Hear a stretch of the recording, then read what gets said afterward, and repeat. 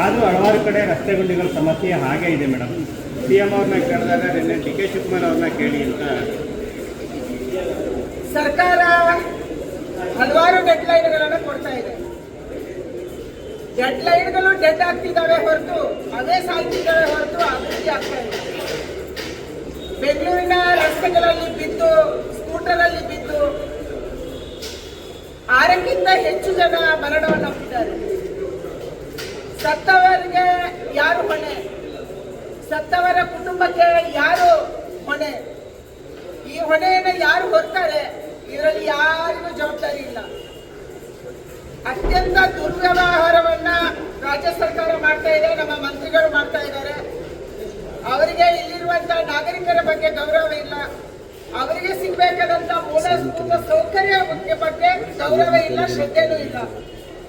ಕೇವಲ ಹಣ ಮಾಡಬೇಕು, ಕೇವಲ ಪ್ರಚಾರ ತಗೋಬೇಕು, ಕೇವಲ ಕುರ್ಚಿ ಹಿಡಿಬೇಕು, ಅಧಿಕಾರವನ್ನ ಉಳಿಸ್ಕೋಬೇಕು, ಅಧಿಕಾರವನ್ನ ಕಿತ್ಕೋಬೇಕು. ಇಷ್ಟು ಮಾತ್ರ ಕರ್ನಾಟಕದಲ್ಲಿ ಚರ್ಚೆ ಆಗ್ತಿದೆ ಬಿಟ್ರೆ ಒಬ್ಬನೇ ಒಬ್ಬ ಮಂತ್ರಿ ರಿವ್ಯೂ ಮೀಟಿಂಗ್ ಮಾಡ್ತಾ ಇಲ್ಲ, ಒಬ್ಬನೇ ಒಬ್ಬ ಮಂತ್ರಿ ಜಿಲ್ಲೆಗಳಿಗೆ ಹೋಗ್ತಾ ಇಲ್ಲ, ಅಲ್ಲಿ ಪರಿಶೀಲನಾ ಸಭೆ ಎಂದೂ ಆಗಿಲ್ಲ. ಮುಖ್ಯಮಂತ್ರಿಗಳು ಮೇಲಿಂದ ಹಾರ್ತಾರೆ ಬಿಟ್ರೆ ಈ ನೆಲದಲ್ಲಿ ಅವರು ಓಡಾಡ್ತಾ ಇಲ್ಲ. ಇದು ಈ ಪರಿಸ್ಥಿತಿ. ಅದಕ್ಕಾಗಿ ಬೆಂಗಳೂರಿನ ಗುಂಡಿಗಳಿಂದ ಇವತ್ತು ಪರಿತಪಿಸ್ತಾ ಇರುವಂತವರು ಇಲ್ಲಿಯ ನಾಗರಿಕರು, ಇಲ್ಲಿ ಕೆಲಸ ಮಾಡುವಂತ ಉದ್ಯೋಗಿಗಳು, ಇಲ್ಲಿರುವಂತ ಉದ್ಯಮಿಗಳು, ಇವರೆಲ್ಲರೂ ಕೂಡ ಇವತ್ತು ಬೇಸತ್ತಿದ್ದಾರೆ, ಪರಿತಪಿಸಿದ್ದಾರೆ. ಯಾಕೆ ಬೆಂಗಳೂರು ಹೀಗೆ? ನಾವು ಬೆಂಗಳೂರಲ್ಲಿ ಇರಬೇಕೋ ಬೇಡೋ ಅನ್ನುವಂಥದ್ದನ್ನ ಉದ್ಯಮಿಗಳು ದೊಡ್ಡ ದೊಡ್ಡ ಬೇರೆ ಬೇರೆ ದೇಶದಿಂದ ಇಲ್ಲಿ ಇನ್ವೆಸ್ಟ್ ಮಾಡಿದಂತವರು ಯೋಚನೆ ಮಾಡ್ತಿದ್ದಾರೆ. ಇದು ಇವತ್ತು ಬೆಂಗಳೂರಿನ ಪರಿಸ್ಥಿತಿ. ನಮ್ಮ ಉದ್ಯಾನವನ ಬೆಂಗಳೂರು, ನಾವು ಹೆಮ್ಮೆ ಪಡುವಂತ ಬೆಂಗಳೂರು ಇವತ್ತು ಗುಂಡಿಗಳ ಬೆಂಗಳೂರು ಆಗಿದೆ. ಇದನ್ನು ಇವತ್ತು ಪ್ರಪಂಚದಾದ್ಯಂತ ಇಲ್ಲಿಗೆ ಯಾರು ಬರ್ತಾರೆ ಅವರು ಮಾತಾಡ್ತಾರೆ, ನಿಮ್ ಬೆಂಗಳೂರು ಯಾಕೆ ಹೀಗೆ ಅಂತ ಕೇಳ್ತಾರೆ. ಇದು ನಮ್ಮ ಸ್ಥಿತಿ ಇವತ್ತು. ಸಾಕಷ್ಟು ವಿರೋಧಗಳೇ ವ್ಯಕ್ತವಾಗ್ತಾ ಇದ್ದಾರೆ. GBAದವರು ಎಲ್ಲಿ ಕಸವನ್ನ ಹಾಕ್ತಾರೆ ಅಂತ ಮನೆಗಳನ್ನ ಹುಡ್ಕೊಂಡು ಹೋಗಿ ಅದೇ ಮನೆ ಮುಂದೆ ದಂಡ ಹಾಕಿ ಕಸ ಸುರಿತಾ ಇದ್ದಾರೆ. ಯಾರು ಪರಿಣಾಮಕಾರಿಯಾಗಿ ಕೆಲಸ ಮಾಡಕ್ಕಾಗಲ್ಲ ಅಂತವರು ಇಂಥ ಎಲ್ಲ ದುಷ್ಕೃತ್ಯಗಳನ್ನ ಮಾಡ್ತಾರೆ.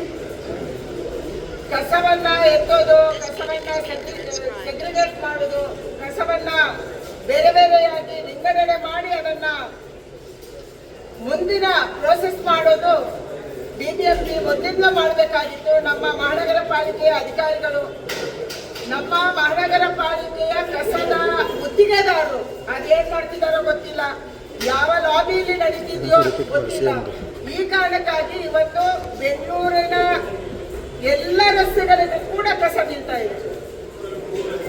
ಇವರು ಮಾಡ್ತಾ ಇರೋದು ದೊಡ್ಡ ಗಡಂದಾರಿ ಕೆಲಸ. ಅಂದ್ರೆ ಯಾರಾದ್ರೂ ಕಸ ಬಿಸಾಡಿದ್ರೆ ಅಂದ್ರೆ ಅವರ ಮನೆ ಮುಂದೆ ಒಂದು ಕಸ ಸುರಿಯುವುದು, ಇದು ಪರಿಹಾರಣ? ನಾವು ಜವಾಬ್ದಾರಿಯುತ ನಾಗರಿಕರು ಸರಿಯಾದ ಕಸ ವಿಲೇವಾರಿ ಮಾಡಬೇಕು, ಸರಿ ಇದೆ. ಆದ್ರೆ ಅವರ ಮನೆ ಮುಂದೆ ಕಸ ಸುರಿಯುವುದು ಪರಿಹಾರಣ ಅನ್ನುವಂತ ಒಂದು ದೊಡ್ಡ ಪ್ರಶ್ನೆ ಇವತ್ತು ಬೆಂಗಳೂರಲ್ಲಿ ಎದ್ದಿದೆ. ಕಸಕ್ಕೆ ದುಡ್ಡು ಸಂಗ್ರಹ ಮಾಡ್ತಾ ಇದ್ದಾರೆ. ಕಸ ವಿಲೇವಾರಿಗೂ ದುಡ್ಡು ಜಾಸ್ತಿ ಆಯ್ತು. ಸಂಗ್ರಹ ಮಾಡೋದು ಮಾತ್ರ ಅಲ್ಲ, ಅದನ್ನು ಡಬಲ್ ಮಾಡೋದು, ಟ್ರಿಬಲ್ ಮಾಡೋದು ಮಾಡಿದ್ರು. ಆದ್ರೆ ಕಸದ ಸಮಸ್ಯೆಯನ್ನು ಬಗೆಹರಿಸಕ್ಕೆ ಕರ್ನಾಟಕ ರಾಜ್ಯ ಸರ್ಕಾರವೂ ಆಗ್ತಿಲ್ಲ. ಬೆಂಗಳೂರಲ್ಲಿ ಉಸ್ತುವಾರಿ ಹೊತ್ತಂತ ಮಂತ್ರಿಗಳು ಇದರ ಬಗ್ಗೆ ಯೋಚನೆ ಮಾಡ್ತಿಲ್ಲ. ಬೆಂಗಳೂರಿನ ಮಹಾನಗರ ಪಾಲಿಕೆ ಕೂಡ ಇದರ ಬಗ್ಗೆ ಯೋಚನೆ ಮಾಡ್ತಾರೆ. ಕುರ್ಚಿ ಕದನ ಅಂತ ಹೇಳಿದ್ರಿ, ಎಲ್ಲಿ ಮುಗಿಬೋದು ಮೇಡಮ್? ಕುರ್ಚಿ ಕದನ 20 ಕುರ್ಚಿ ಕದನ ಏನಾದ್ರೂ ಮಾಡ್ಕೊಳ್ಳಿ. ಯಾರು ಕಾಂಗ್ರೆಸ್ ಅಲ್ಲಿ ಯಾರು ಮುಖ್ಯಮಂತ್ರಿ ಆಗ್ತಾರೆ ಇದು ನಮ್ಮ ಪ್ರಶ್ನೆ ಅಲ್ಲ. ನಮ್ಮ ಪ್ರಶ್ನೆ ಇರುವಂತದ್ದು ಕರ್ನಾಟಕದ ಅಭಿವೃದ್ಧಿ ಆಗ್ಬೇಕು, ಕರ್ನಾಟಕಕ್ಕೆ ಸಿಗ್ಬೇಕಾದಂತೆ ನ್ಯಾಯ ಸಿಗ್ಬೇಕು, ಕರ್ನಾಟಕದಲ್ಲಿ ನಮ್ಮ ರಸ್ತೆಯಲ್ಲಿ ಬಿದ್ದಿರುವಂತಹ ಗುಂಡಿಗಳು ಮುಚ್ಚಬೇಕು, ಯಾರು ನೆರೆಯಲ್ಲಿ ತೊಂದರೆಗೊಳಗಾಗಿದ್ದಾರೆ ಅಂತ ರೈತರಿಗೆ ಸಹಾಯಕ್ಕೆ ಬರಬೇಕು. ಯಾರ್ಯಾರು ಇವತ್ತು ಹೆಣ್ಮಕ್ಳ ಅತ್ಯಾಚಾರದ ಬಗ್ಗೆ, ಅನಾಚಾರದ ಬಗ್ಗೆ, ಅವರ ಕಿಡ್ನಾಪಿಂಗ್ ಬಗ್ಗೆ, ನಾಪತ್ತೆ ಆಗುವವರ ಬಗ್ಗೆ ನಾನು ನಿನ್ನೆ ಮಾತಾಡಿದ್ದೆ. ಇವರಿಗೆ ರಕ್ಷಣೆ ಸಿಗಬೇಕು. ನೂರಾರು ಜನ, ಸಾವಿರಾರು ಜನ ಇವತ್ತು ಆತ್ಮಹತ್ಯೆ ಮಾಡ್ಕೊಂತಿದ್ದಾರೆ. ಗುತ್ತಿಗೆದಾರರ ಆತ್ಮಹತ್ಯೆ, ಅಧಿಕಾರಿಗಳ ಆತ್ಮಹತ್ಯೆ, ಯುವಕರ ಆತ್ಮಹತ್ಯೆ, ಮಹಿಳೆಯರ ಆತ್ಮಹತ್ಯೆ, ಮಹಿಳೆಯರ ಮೇಲೆ ಅತ್ಯಾಚಾರ, ಮಹಿಳೆಯರನ್ನ ಎಲ್ಲಿ ಕರ್ಕೊಂಡೋಗಿ ಎಲ್ಲಿ ನಾಪತ್ತೆ ಆದ್ರೂ ಇದರ ಬಗ್ಗೆ 15 ಸಾವಿರ ಕೇಸ್ ಇದೆ, ಗೊತ್ತಿಲ್ಲ. ಇದರ ಬಗ್ಗೆ ಗಮನ ಕೊಡುವುದನ್ನು ಬಿಟ್ಟು ಬಾಕಿ ಎಲ್ಲವನ್ನ ಕಾಂಗ್ರೆಸ್ ಮಾಡ್ತಾ ಇದೆ. ನಿಮ್ಮ ಕುರ್ಚಿಯ ಕಿತ್ತಾಟವನ್ನು ನಿಲ್ಲಿಸಿ ರಾಜ್ಯದ ರಕ್ಷಣೆ ಬಗ್ಗೆ ಮತ್ತು ರಾಜ್ಯದ ಅಭಿವೃದ್ಧಿ ಬಗ್ಗೆ ಗಮನ ಕೊಡಿ. ಇದು ನೀವು ಮಾಡಬೇಕಾಗಿ. ಇವತ್ತು ಕನ್ನಡ ರಾಜ್ಯೋತ್ಸವದ ದಿನ ಆದ್ರೂ ಈ ಶಪಥವನ್ನ ನೀವು ಸ್ವೀಕಾರ ಮಾಡಿ.